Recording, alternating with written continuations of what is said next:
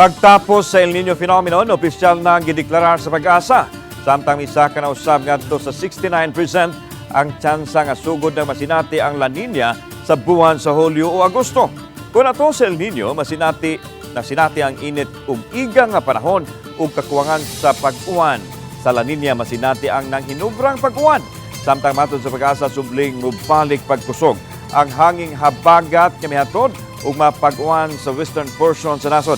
Dinhi sa Central ug Eastern Visayas, masinati na ang mga localized thunderstorms hangtod sa sunod semana nga mahatod sa mga hinay ngadto sa kusog-kusog nga pag-uwan. Apan matod sa PAGASA, posible gihapon masinati ang taas nga heat index dinhi sa Subo. Kagahapon natala ang 40 degrees Celsius. It's one of the variables na itong gi-compute kining moisture content sa hangin. So because of the taas ang moisture content, taas gyapon natong heat index na ma-record. So today, possible? Yes, today 41 degrees Celsius and tomorrow.